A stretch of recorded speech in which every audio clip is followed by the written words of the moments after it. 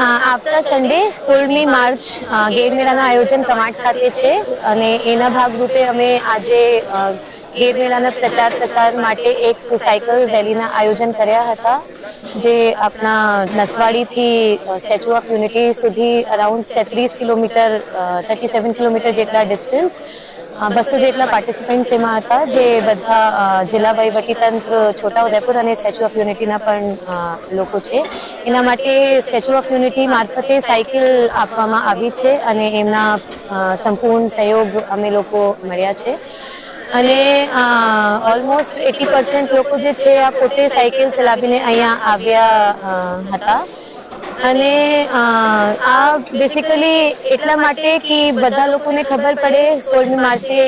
ગેર મેળાના આયોજન થઈ રહ્યા છીએ અને બહારથી વડોદરાથી અમદાવાદથી બીજા ડિસ્ટ્રિક્ટમાંથી અને નજીકના સ્ટેટમાંથી પણ લોકો આવીને આ જોઈ શકાય એના માટે કર્યું છે. Thank you.